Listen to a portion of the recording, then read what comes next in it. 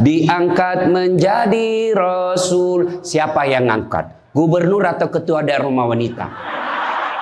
Oleh Allah yang kuasa. Allah itu siapa, Mak? Pencipta alam semesta.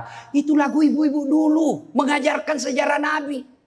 Sekarang apa lagu-lagunya ibu-ibu? Modern mereka, sarjana, istri pejabat, tapi tidak tahu sejarah Nabi. Apa lagunya ibu-ibu sekarang? Yuk, yuk ayo. Yuk ayo, yuk ayo. Apa itu ayo ayo? Ayo apa? Ayo apa? Putar ke kiri nona, putarlah ke kanan. Beleng-beleng. Apa itu? Apa gunanya itu lagu-lagumu itu? Putar ke kiri, putar ke kanan. Apa? Katanya majelis taklim, tapi lagunya tidak mendidik. Sudah 3 tahun majelis taklim, seragamnya 4. Olahraga depannya lakinya orang. Dia di depan sebajunya sempit. Bapak-bapak di belakang, di depan ibu-ibu 1. Bapak-bapak di belakang 2. Ini kelakuan majelis taklim ini begini. Ketawa ibu-ibu karena ibu begitu toh. Kalau 17-an apa lagu-lagu seperti itu? Mesti dari kecil sejarah Nabi kita ceritakan. Itu dulu ibu saya kepada saya. Sekarang kepada anak saya bikinkan lagu supaya dia tahu anak Nabi. Anak saya namanya Cek, saya ajari. Cek, nah nyanyi nak. Anak-anak Nabi ada 7 orang, 3 laki-laki, 4 perempuan. Pertama Qasim, Abdullah, Ibrahim, Zainab, Rutkaya, Ummu Kalsum, Fatimah.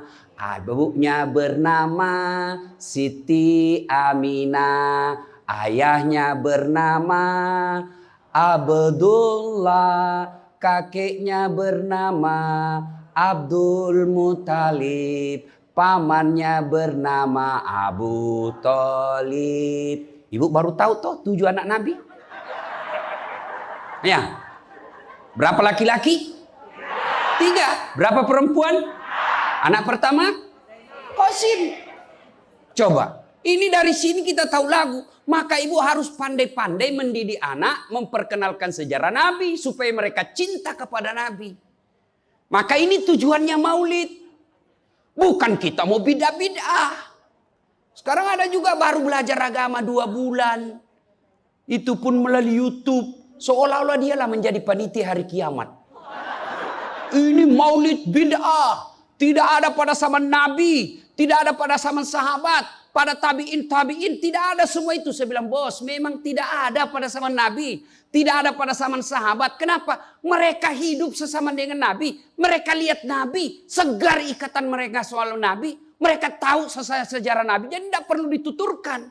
Sekarang kita sudah 1400 tahun yang lalu. Banyak umat Islam. La ilaha illallah. Muhammad Rasulullah. Tapi dia tidak tahu siapa anaknya Nabi. Maka perlu kembali diingatkan. Jadi kalau orang mau maulid, hargai. Jangan malah dibilang sesat. Masuk neraka. Nenekmu punya neraka.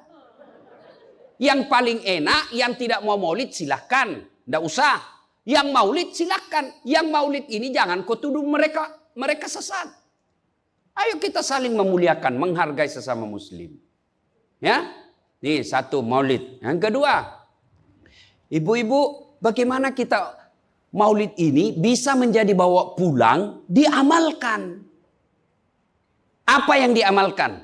Ayo kita sejarah kisah-kisah Nabi saja dulu. Ya, paling gampang sudah. Berapa istri Nabi? Berapa? Ini ibu biar tahu, enggak mau juga dia jawab ini. Berapa? 11. Coba lihat. Istri pertama namanya Khadijah. Tua berapa tahun? 15 tahun lebih senior dari Nabi. Sebelum menikah dengan Nabi, beliau paling kaya di Mekah. Paling kaya di Mekah. Menikah dengan siapa? Muhammad bin Abdullah. Pegawainya waktu itu, karyawannya. Lalu Khadijah selalu cerita-cerita kelebihan Muhammad kepada asistennya. Namanya Nafisah. asistennya, dia selalu cerita, ini Muhammad baik, jujur, kinerjanya bagus, disiplin, sopan ngomong, nguntung juga baik.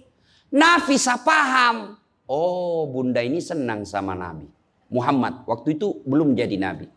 Akhirnya apa? Nafisa jadi tim sukses. Tapi bukan tim sukses pilkada.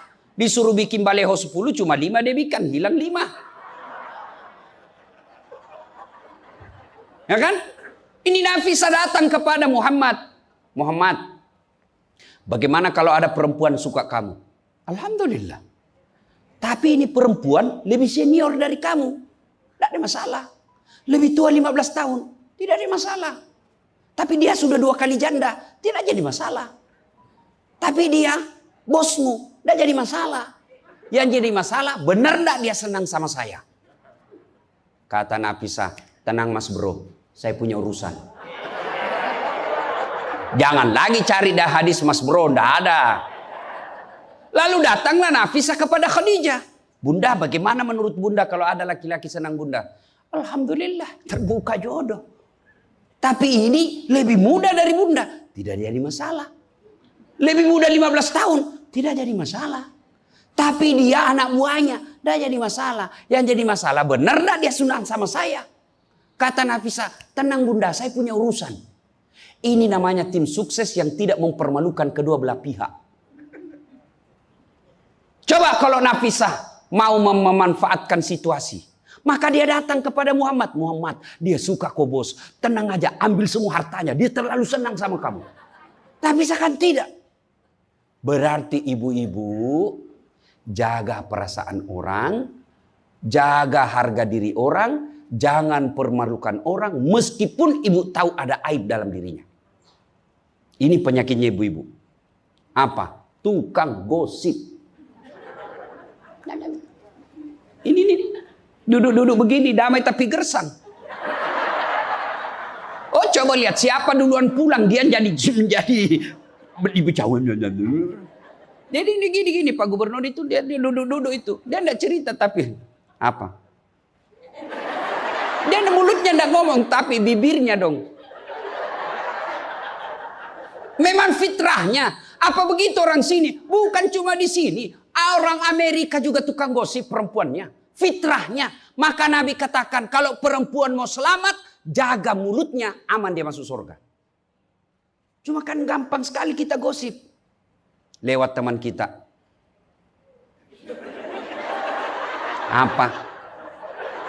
Nggak serasi kudungnya sama roknya. Dia bilang iya. Lipstiknya palsu. Kenapa kau tahu? Melengket di giginya. Semua mau diurus. Iya kan? Ini penyakit kita. Semua mau diurus. Ustadz aja dia gosip. Itu juga bajunya waktu di YouTube. Saya dengar tadi dilewat tadi saya dengar. Itu juga bajunya waktu di YouTube. Astagfirullah. Inilah penyakit ibu-ibu. Ibu. Mau gampang masuk surga? Ketika Nabi Isra Mi'raj kan dibawa jalan-jalan masuk surga. Subhanallah. Alhamdulillah. Banyak perempuan dalam surga. Begitu Nabi dibawa lihat neraka. Nauzubillah min zalik. Ya Allah ampuni hambamu. Ya Allah ampuni umatku. Ya Allah. Kenapa? Perempuan ternyata lebih banyak dalam neraka. Ditanya kenapa bisa begitu? Ada 2 kelemahan perempuan. 1, tidak mampu menjaga suaminya. Tidak mampu mengurus suaminya. Dan yang kedua tidak mampu menjaga lisannya. Jadi kalau ibu mampu menjaga lisan, aman. Itulah gunanya masker.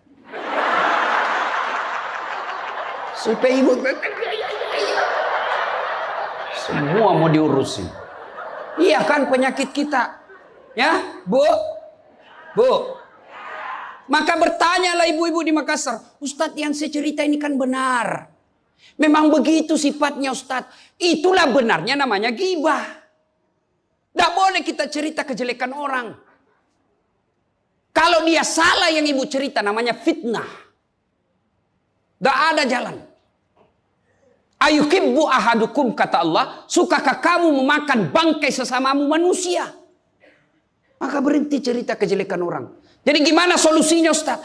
Ketika datang orang cerita. Bu katanya Nauzubillah min zalik. Kita berlindung kepada Allah dari keburukan itu, Bu. Belum tentu suami kita lebih baik dari dia. Berhenti itu. Cuma kan enggak kita. Memang. Enggak tahu persoalan. Biar enggak tahu persoalan. Ikut campur. Ibu kalau suka ikut campur bikin urusannya ibu, nanti takdirnya seperti tauge. Tahu tauge? Tahu tauge? Coba lihat tauge, Bu. Kita bikin soto Banjar, ada. Pecel, sayur, lemper, ada. Ada tuh kalau di Makassar ada lemper. Ayo, maka karena dia selalu ikut campur, Allah takdirkan semua tauge bengkok. Dah ada lurus toh? Maka kalau ada ibu-ibu majelis begini kumpul, teriaki saja, pagi-pagi toge nih ya. Ini penyakit perempuan. Maka ini gunanya kita peringati maulid supaya ibu-ibu pulang berhenti cerita kejelekan orang. Tidak ada gunanya, menghabiskan amal-amal kita. Nabi pernah kumpul para sahabat dan bertanya, atadruna manil muflis? Saudara-saudara sekalian, kau tahu siapa yang bangkrut nanti di akhirat? Mereka tidak sholat ya Rasul, dia sholat. Yang tidak puasa ya Rasul, dia puasa. Yang tidak haji ya Rasul, dia haji. Yang tidak bayar zakat ya Rasul, dia zakat sedekah. Kalau begitu siapa yang bangkrut ya Rasul? Jarusu wa khati'ur rahim. Tetangga yang jahat sama tetangganya dan yang suka memutuskan tali persaudaraan. Dan salah satu jahat sama tetangga dan memutuskan tali persaudaraan adalah mereka suka menceritakan kejelekan orang. Adakah orang yang senang dicerita kejelekannya? Ada? Ada? Ada ibu? Lalu untuk apa kita cerita orang? Rajin betul istrinya majelis taklim. Baik betul itu istrinya. Tapi kasihan suaminya selingkuh kiri kanan. Lalu apa untungnya ibu cerita? Ibu? Hei. Hei. Nah, satu. Pulang pengajian. Tinggalkan gosip. Dua, Rasulullah setelah menikah dengan Khadijah, usia 40 tahun, Nabi dilantik menjadi Rasul. Pulanglah beliau, 3 hari 3 malam di atas Gua Hira. Pulang menggigil. Dia ketuk pintu. Masuklah Nabi, kedinginan. Lalu Nabi berkata, istriku selimuti saya kedinginan. Kira-kira kalau ibu-ibu, apa jawaban ibu? 3 hari 3 malam suami tidak ada kabar. Di WhatsApp tidak dibaca. Di telepon di reject. Tiba-tiba datang kedinginan, Bu. Selimuti saya, Bu. Apa jawaban ibu? Apa ibu selimuti? Enggak, diinterogasinya suaminya. Mana HP-mu? Dari mana kau ini kedinginan? Iya toh? Tapi Khadijah tidak. Khadijah tidak pernah sangka buruk kepada suaminya. Apa kata Khadijah? Sami'na wa ata'na. Hikmah yang kedua buat ibu-ibu, sangka baiklah kepada suami. Demi Allah, tidak ada kebahagiaan rumah tangga yang dipenuhi dengan sangka buruk. Ibu mau bahagia dengan suami? Mau? Hilangkan sakwa sangka, hilangkan sangka buruk. Telepon suami tidak dijawab pagi-pagi, sangka baik. Oh, berarti suami saya lagi sholat duha. 1 jam kemudian ditelepon, belum dijawab juga. Oh, berarti suamiku lagi meeting dengan gubernur. Telepon lagi siang-siang tidak jawab. Oh, berarti suamiku lagi sholat berjamaah di masjid. Sore ditelepon tidak dijawab-jawab. Oh, berarti suamiku dia lupa handphonenya. Tiba-tiba sore masuk WhatsApp teman kita. Saya lihat suamimu bonceng cewek. Cantik betul. Oh, berarti suami saya lagi nge-grab.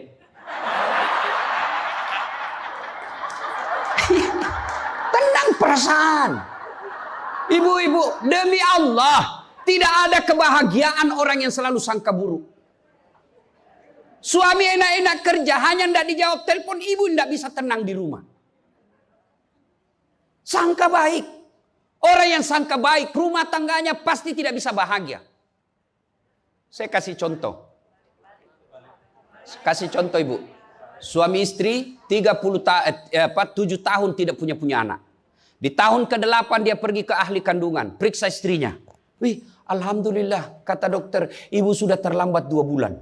Senang betul. Dia teleponlah suaminya, Pak, alhamdulillah hasil pemeriksaan saya sudah terlambat 2 bulan. Tapi Pak, jangan cerita-cerita dulu ya. Malu kita nanti kalau tidak jadi lagi. Oke Bu, ini rahasia berdua. Jangan cerita ke siapa-siapa. Setuju Bu ya? Setuju Pak. Oke. Beberapa hari kemudian datang petugas PLN. Assalamualaikum. Kata ibunya, Waalaikumsalam. Siapa ya? Saya Bu. Saya siapa? Petugas PLN. Oh kenapa Pak? Ibu terlambat 2 bulan. Kenapa dia bisa tahu saya terlambat 2 bulan? Wah, dia mulai curiga sama suaminya. Pasti kelakuannya lagi nih si gendut ini.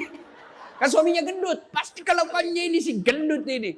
Pulang suaminya capek. Di jalan macet, kehujanan, baru buka pintu. Memang kau pembohong gendut. Apalagi ini pembohong. Orang capek, pembohong gendut. Apa? Kenapa itu PLN tahu saya terlambat 2 bulan? Pasti kau yang cerita. Bukan saya. Kenapa? Wah, suaminya juga marah digendut-gendutin. Dia datang ke PLN. Ada apa kau tahu istriku terlambat 2 bulan? Dia bilang ini ada catatannya Pak. Kau hapus ini. Ya boleh Pak. Tapi Bapak bayar dulu. Kalau saya tidak mau bayar. Ya terpaksa punyanya Bapak diputus. Kalau punya aku diputus, apa dia pakai istri saya di rumah? Dia terpaksa pakai lilin.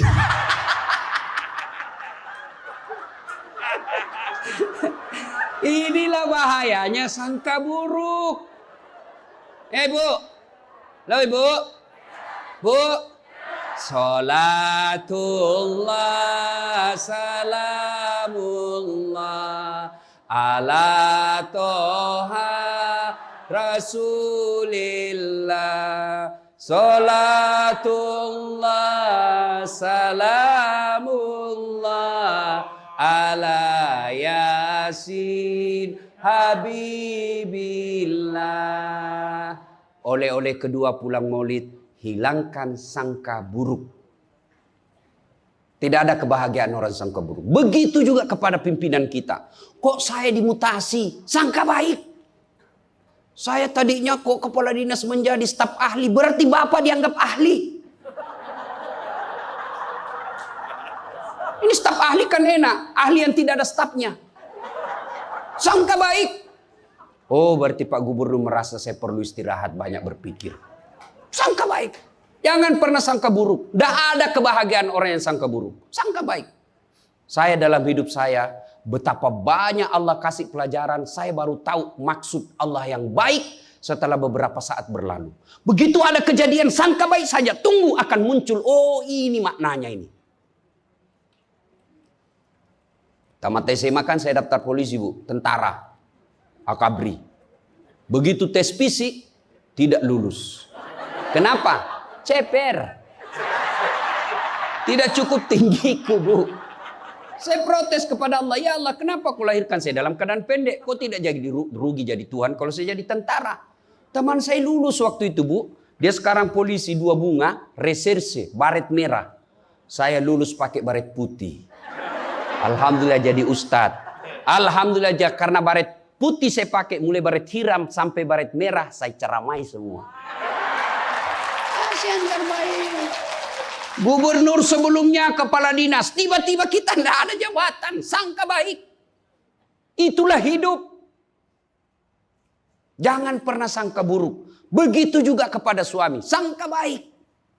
Tidak ada ketentraman bagi rumah tangga yang selalu disertai sangka buruk. Dan ibu enaknya jadi istri. Karena ibu tidak tanggung dosanya suami. Saya bilang sama istri saya, Mama nyecek. Kan ibu-ibu sekarang suka sekali periksa handphone. Untuk apa periksa handphonenya suami Bu? Coba jelaskan saya, untuk apa? Ayo yang suka periksa handphonenya suami ini. Untuk apa Ibu? Setelah tahu ibu mau apa? Ternyata besok-besok ada masalah yang tidak menyenangkan hatimu. Apa yang kamu lakukan? Mau diceraikan, saya ceraikan kamu. Daripada kau menderita mendampingi saya, sudah. Kita selesaikan baik-baik. Dan kau tidak mungkin Kuceraikan kau pagi, sore saya sudah dapat. Nah sekarang apa maumu? Sakit hati aja. Ayah. Dan hebatnya perempuan Islam, kalian tidak menanggung dosanya suami. Kalian tidak akan menanggung dosa suami. Ya, beda kalau laki-laki. Kalau laki-laki, dosa istri kita tanggung. Kalau suami menanggung dosa istri. Istri tidak pakai jilbab, istri tidak sholat, istri tidak puasa, istri tukang gosip, istri suka keluyuran. Suaminya ditanggung dosanya nanti. Ku ampusakum wa ahlikum nara. Beda istri. Suami pezina, suami koruptor, suami narkoba, suami penjudi, suami tukang tipu. Ibu tidak tanggung dosanya suami. Itulah enaknya jadi perempuan Islam. Bahkan kalau dia sholat, dia puasa Ramadan, dia jaga harga dirinya, dia patuhi suaminya, kata Nabi, tadahulul jannati bisalam. Silahkan ibu mau masuk pintu surga mana saja. Makanya sangka baik saja, tidak usah sangka buruk. Ada ibu-ibu curhat sama saya tengah malam, Ustaz. Mohon solusinya Ustaz. Saya sudah tidak tahan. Kenapa ibu? Dia bilang saya sudah tidak tahan. Saya minta solusinya Ustaz. Saya sudah tidak tahan. Memang kenapa? Saya ini sudah 21 tahun menikah Ustaz. Tidak tahan. Saya bilang dalam hati. 21 tahun tidak tahan. Inilah kadang-kala ibu-ibu kalau ngomong tidak masuk di akal. Ya memang Allah fitrahkan itu manusia, laki-laki itu lebih banyak akalnya, perempuan lebih banyak perasaannya. Maka kalau perempuan ngomel, dengar saja Pak, tidak usah dijelaskan apa dia mau. Dengar aja, karena memang dia cuma mau didengar. Dengar aja, oh, ya, dengar aja, dengar. Tapi tidak tahan saya Ustadz, ya tidur. Rumus menghadapi perempuan itu, ilmu paling efektif, sabar. Tidak ada sudah kalah itu ilmu sabar. Diam, tidak usah dijelaskan. Biar dijelaskan, tidak masuk di akalnya. Apalagi kalau dia sudah bilang, pokoknya. sudah Pak, lebih diam aja. Pokok, sudahlah. Dijelaskan satu, muncul pertanyaan dua. Dijelaskan tuntas yang dua, muncul lagi pertanyaan tiga. Sudah tuntas semuanya, dia ungkap lagi yang 5 tahun yang lalu. Itulah perempuan. Iya ibu toh? Maka dengarkan saja. Ada saatnya nanti dia bilang, baru dia sadar itu. Iya sebenarnya itu saya emosi aja itu hari Pak. Begitulah perempuan. Dihadapinya jangan emosi. Saya sudah tidak tahan Ustadz. Kenapa? Sudah 21 tahun. Udah cocok saya Ustadz. Saya bilang ibu tahu enggak baut? Tahu Ustadz. Apa pasangannya baut ibu? Mur. Sama enggak? Sama modelnya? Sama bentuknya? Beda. Justru perbedaannya yang membuat dia kokoh. Berarti rumah tangga tidak akan pernah kokoh kalau mau menyamakan. Yang kokoh adalah ketika dia mau saling menerima kekurangan dan kelebihan. Itu pasti kokoh. Mana mau cocok jenis kelamin aja kita tidak sama. Iya. Pendidikan aja kita pasti beda. Latar belakang budaya kita pasti beda. Maka yang membedakan itulah kalau kita kelola dengan baik dalam rumah tangga. Dengan faktor utamanya sangka baik. Insya Allah bahagia rumah tangga. Ya, sangka baik. Tuh Khadijah tidak pernah sangka buruk sama suaminya. Khadijah ketika beliau sakaratil maut. Usia 65. Beliau sakit. Dan baju yang beliau pakai sudah 8 kali tambal. Tahu tambal ibu? Itu tambal ke-8-nya 1 sampai 7. Nabi masih menambalnya pakai apa? Masih pakai kain. Di tambalan ke-8 beliau pakai pelepah daun kurma. Kenapa? Habis kainnya Nabi. Padahal sebelum nikah beliau orang kaya. Lalu beliau panggillah anaknya. Fatimah ta'al. Fatimah ke sini dulu nak. Kenapa bunda? Tolong kau mintakan serbannya bapakmu. Ada serban yang selalu dia pakai bapakmu itu terima wahyu. Tolong sampaikan ke beliau. Saya minta untuk saya jadikan kain kafan. Mudah-mudahan serban itu Allah hindarkan saya dari azab kubur.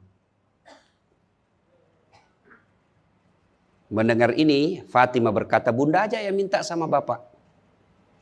Dengar jawaban Khadijah. Saya malu minta sama bapakmu, nak. Habis hartanya untuk bantu Rasulullah, minta serban, malu. Kira-kira masih ada istri sini malu minta sama suaminya? Pak Gubernur, masih ada kira-kira malu minta sama suami? Bukan diminta, dicuri. Ayo, itulah Khadijah. Maka jangan heran Khadijah, meskipun sudah wafat, beliau tidur bersama Aisyah. Beliau tidur bersama Aisyah. Tapi siapa yang dikenangnya? Khadijah. Rasulullah hanya berkata, seolah-olah saya mendengar trompa kakinya Khadijah. Seolah-olah Khadijah dalam rumah kita. Aisyah cemburu. Ya Rasulullah, ada apa sih kelebihan Khadijah? Khadijah sudah wafat. Kau nikahi 2 kali janda. Lebih tua dari kamu. Kenapa Khadijah terus? Dengar jawaban Nabi. Kau tidak pernah mampu mengimbangkan, menyandingkan atau menyamakan dirimu dengan Khadijah. Ketika tidak ada orang percaya kepadaku, Khadijah orang pertama yang percaya ke Rasulanku. Ketika orang memboikot saya tidak boleh bertransaksi ekonomi kepada Muhammad, hartanya habis untuk membantu perjuangan dakwah. Maka jangan heran Rasulullah sangat mencintai Khadijah. Jadi kalau ibu mau dicintai suami lahir batin, jadilah seperti Khadijah. Bukan karena cantiknya, bukan karena kayanya, tapi kebersihan hatinya Khadijah. Kita itu laki-laki kan tergantung perempuannya. Kalau perempuannya baik, akhlaknya baik, tidak mungkin tergoda suami. Ibu mau? Suami tidak macam-macam mikirnya. 3 aja resepnya. Pegang ini, kau kuasai suamimu. 1, buat matanya senang. Artinya apa? Ibu penampilan cantiklah di depan suami. Kalau suami senang selalu pakai baju merah, pakai itu baju merah tiap hari. Kalau suami senang warna-warna emas, pakailah itu tiap hari. Ya. Tapi saya tidak senang warna begini, Ustaz. Bukan untuk ibu, tapi untuk menyenangkan suami. Dandannya seorang istri, menyenangkan hati suami, itu ibadah buat seorang wanita. Yang kedua, buat perutnya senang. Bagaimana caranya? Bikinlah masakan kesenangan suami. Kalau tidak bisa tiap minggu, sekali sebulan. Ketika terima gajinya suami, terima honornya suami, ya WhatsApp suami, SMS suami, telepon suami. Bang, jangan makan di luar hari ini. Hari ini saya masak spesial buat abang. Masakan kesenangan saya sudah siapkan di rumah bang. Aman bang, jangan makan di luar. Ini hari spesial buat abang. Senang kita jadi suami. Itu saya kalau terima SMS WhatsApp begitu, mamanya C di rumah dia goreng baru dia kirim. Rasanya kita mau cepat pulang. Ibu pernah WhatsApp suaminya begitu? Paling di WhatsApp, bang jangan lupa singgah beli telur. Bang habis gas.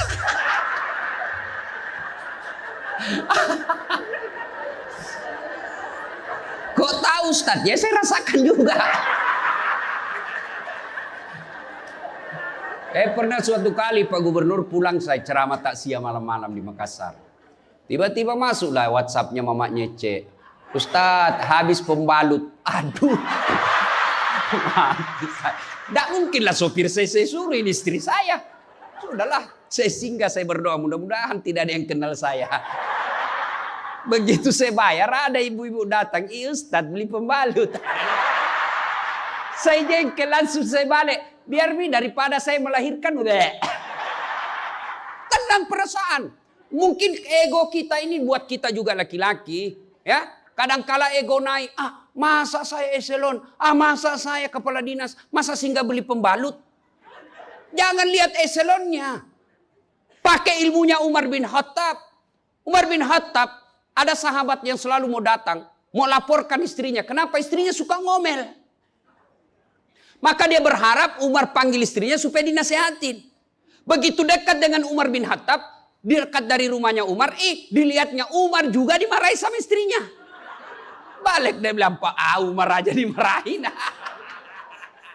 Balik besok ketemu, ya Amirul Mukminin, presiden lah waktu itu.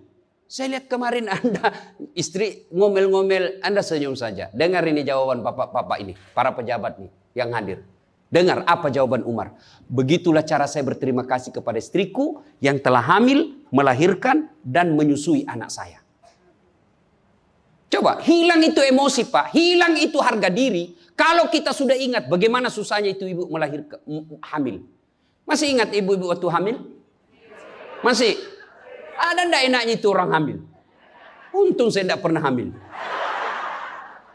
Oh, coba ibu-ibu kalau hamil, jalan aja setengah mati. Aduh, sudah mau mau duduk aja, mana ada ibu hamil langsung duduk aja. Udah standar samping dulu itu kasihan.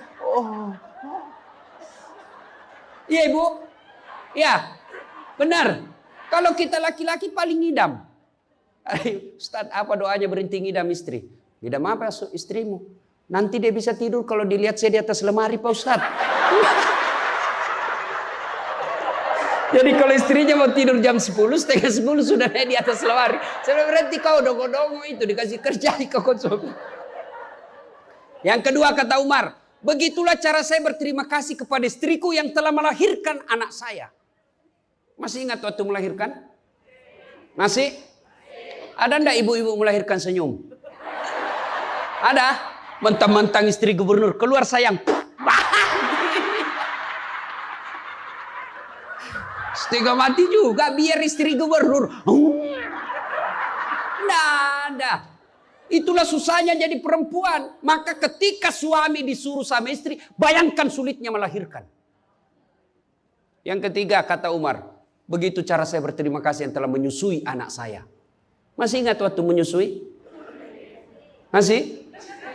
Terutama waktu tumbuh giginya.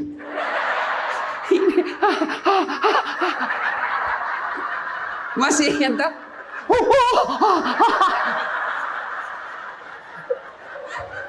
Untuk saya tidak pernah rasakan. Kalau digigit kan mana dia ditinjau nanya, kok gigit saya? Tidak, dia usah lepas nak. Iya ibu, iya. Siang anaknya, malam.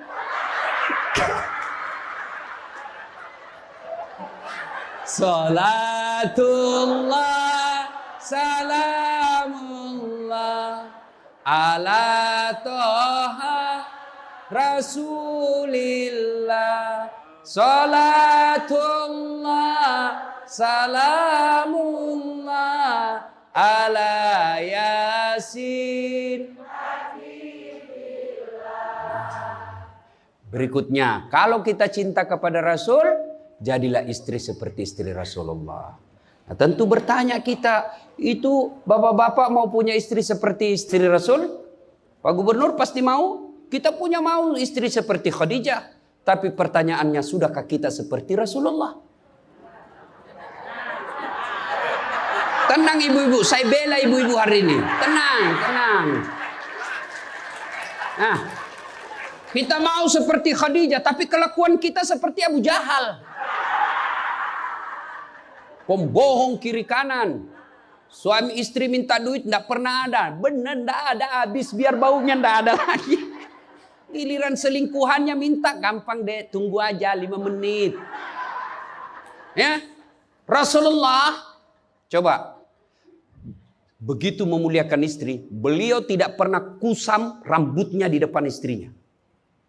Coba itu, buka itu Barasanji sejarahnya. Rasulullah beliau yang bersihkan tempat tidurnya.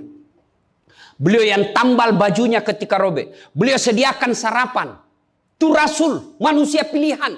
Namanya selalu digandengkan dengan namanya Allah. Tidak malu, bahkan rela ikhlas membantu pekerjaan rumah tangga istrinya. Untuk meringankan kerjaan istri. Kita baru Satpol PP. Satpol PP. Apa Satpol PP? Polisi setengah. Baru pegawai honor, macam-macam ceritanya. Tidak ada kehinaan bagi laki-laki yang memuliakan istrinya.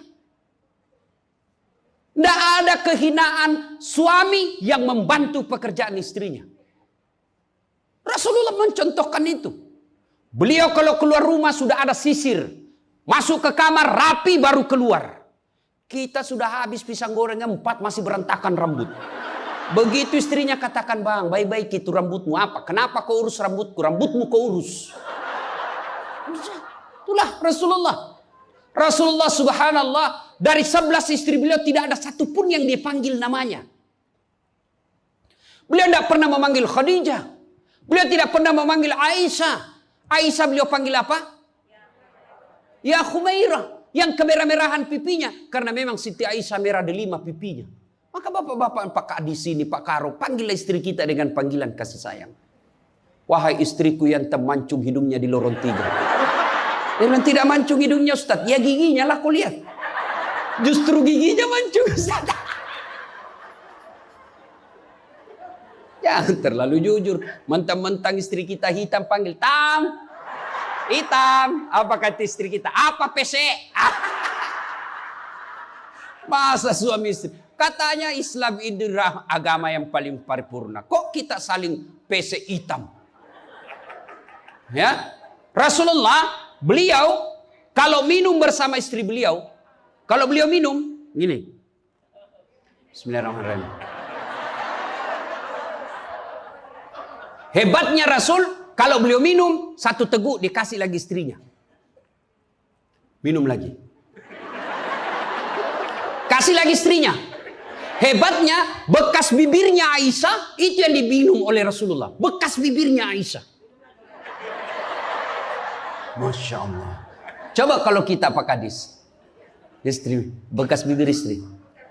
Bau betul mulutmu.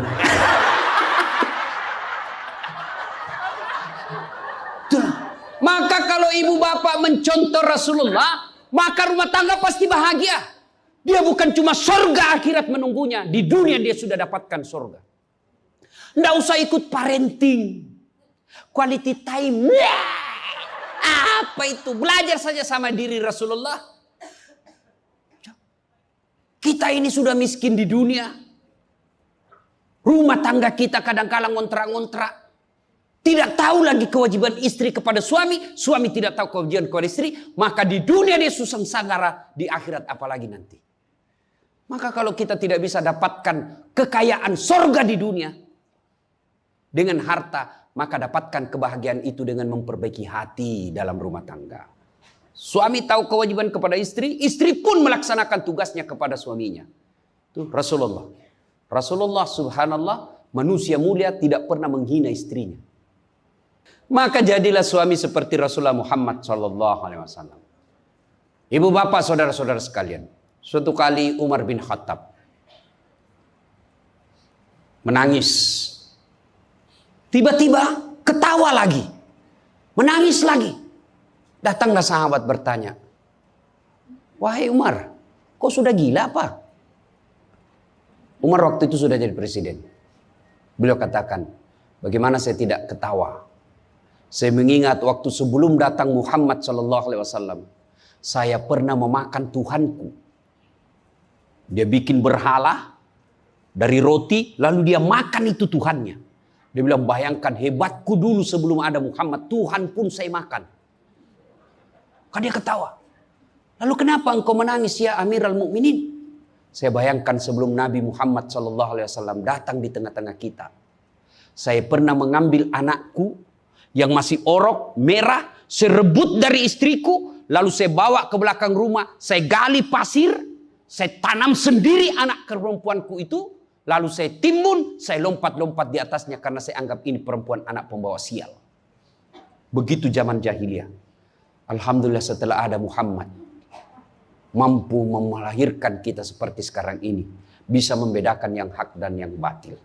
Berarti Rasulullah dikenang kehebatannya, karena berhasil memimpin, mengarahkan umatnya dari jahiliyah menjadi seperti yang kita nikmati sekarang ini.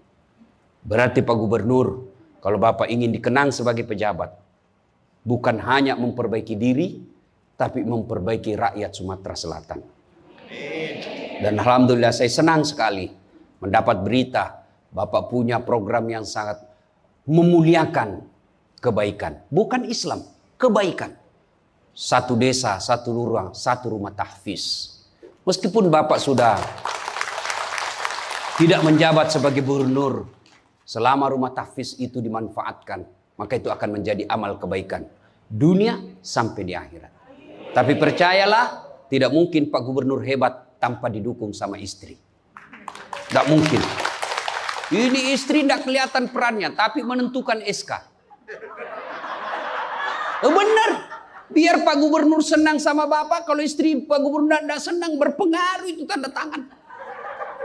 Iya, memang sudah itu begitu yang namanya kehidupan manusia. Saya juga tidak bisa hebat ceramah begini kalau istri saya tidak mendukung. Saya mau bikin naskah, digangguinya saya.